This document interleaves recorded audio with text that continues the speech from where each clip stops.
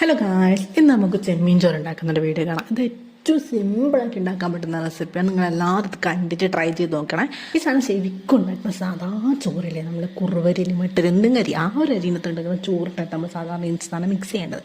പക്ഷെ എൻ്റെ വീട്ടിൽ ഇന്ന് ഉച്ചയ്ക്ക് ഉണ്ടാക്കിയ നെയ്ച്ചോറായിരുന്നു. എനിക്ക് ഈ രാത്രി സാധനം തിന്നില്ലേ നാളെ ചത്തു പോകുന്ന അവസ്ഥയിലുണ്ടായി. അത്രയ്ക്ക് ക്രേവിങ്സ് ആയിരുന്നു. അപ്പോൾ ഉള്ള ചോറും വെച്ച് ഞാനങ്ങ് മിക്സ് ചെയ്ത് നിങ്ങൾ ഉണ്ടാക്കുമ്പോൾ സാധാ ചോറിനകത്ത് മിക്സ് ചെയ്തിട്ട് നോക്കണേ. പിന്നെ ഇത് ഉണ്ടാക്കുന്നത് ഏറ്റവും സിമ്പിളായിട്ടുള്ള കാര്യം. ആദ്യം തന്നെ പച്ചമുളക്, ഇഞ്ചി, വെളുത്തുള്ളി, കരിവേപ്പില ഇതിലിട്ട് വഴറ്റെടുക്കുക. പിന്നെ അതിൻ്റെ അകത്ത് സവാള ഇട്ടിട്ട് അതും വഴറ്റെടുക്കുക. പിന്നെ തക്കാളി അടിച്ച് തീരും ചെയ്ത് കൊടുക്കും. നിങ്ങൾക്ക് മോനിടാണെങ്കിൽ മോനിടാം, നിങ്ങളെ ഇഷ്ടം പോലെ.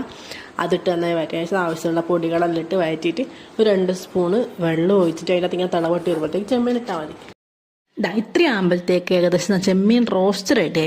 അപ്പോൾ ഈ റോസ്റ്റ് നമുക്ക് മാറ്റി വെച്ചാൽ നമുക്ക് ചപ്പാത്തി, പൊറോട്ട, പൂരി, പത്ര എന്തിൻ്റെ കൂടെ തന്നെ. ഞാൻ ഇത് കുറച്ചെടുത്ത് മാറ്റി വെച്ചത് വീട്ടിലെല്ലാവർക്കും രാത്രി ചപ്പാത്തി ആയിരുന്നു. അപ്പോൾ ഓർക്ക് തന്നാൻ വേണ്ടിയിട്ടാണ്.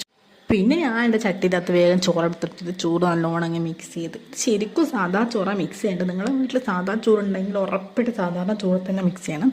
ഇത് മിക്സ് ചെയ്ത് കഴിഞ്ഞാൽ വലിയ ടേസ്റ്റ് ഇല്ലാണ്ടൊന്നുമില്ല. പക്ഷേ ഏകദേശം ഒരു ചെമ്മീൻ ബിരിയാണി തിന്നൂലേ, ആ ഒരു ടേസ്റ്റ് പോലെ എനിക്ക് നെയ്ച്ചോറ് മിക്സ് ചെയ്തപ്പോൾ തോന്നിയിട്ടുണ്ടായിരുന്നു.